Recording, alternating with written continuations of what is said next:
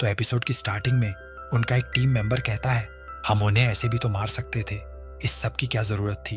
फिर डोनसुक कहता है, तुम पागल हो, अगर हम वहां पर फाइट करते तो वो स्पाइडर जाग जाता, इसीलिए मैंने ऐसा किया।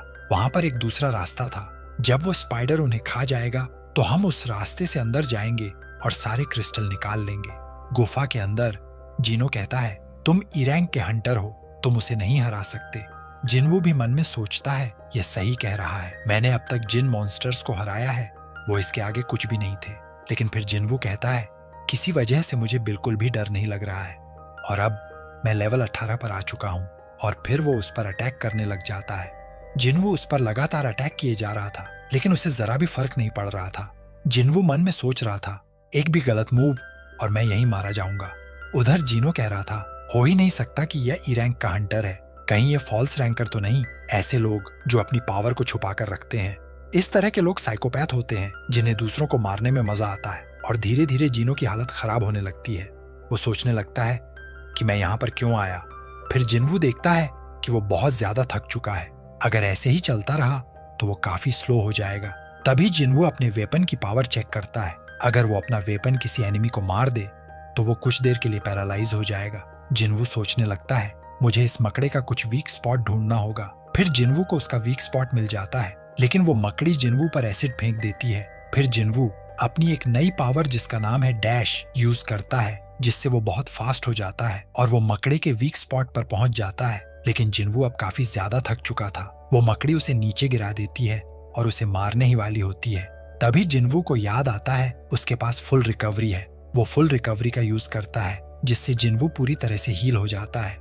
फिर जिनवू उस मॉन्स्टर के अटैक से बचकर उस पर बार बार हमला करने लगता है, जिससे वह मकड़ी मर जाती है।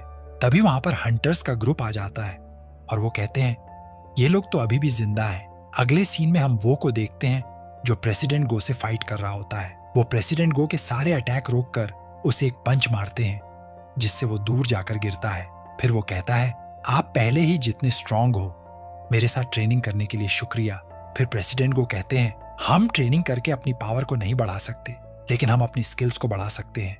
डंजन जैसी खतरनाक जगह में ये काफी जरूरी है। दूसरी तरफ हम देखते हैं डोनसुक कहता है, जीनो तुम इसे मार दो और हम तुम्हें यहाँ से जिंदा जाने देंगे, नहीं तो हम फिर तुम दोनों को मार देंगे। लेकिन जीनो ऐसा नहीं करता है और अपनी तलवार निकालकर डोनसुक से लड़ने के लिए तैयार हो जाता है। फिर डोनसुक कहता है, चलो इन दोनों को खत्म करते हैं और पहले कमजोर वाले को मारते हैं। और तभी जिनवू को एक अर्जेंट क्वेस्ट मिलता है, जिसमें लिखा हुआ था, कुछ हंटर प्लेयर को मारना चाहते हैं तो प्लेयर अपनी सेफ्टी के लिए उन्हें मार दे, और प्लेयर अगर ऐसा नहीं करेगा तो उसे पेनल्टी मिलेगी। तभी उनमें से एक हंटर जिनवू पर अटैक कर देता है और जिनवू दूर जाकर गिरता है। फिर अगले सीन में हम कुछ लड़कियों को देखते हैं जो आपस में बात कर रही थी। उनमें से एक लड़की जिसका नाम होता है हिजीन, वो कहती है, गीना तुम चाइन के साथ ए रैंक के गिल्ड में गई थी ना, वहां पर क्या हुआ।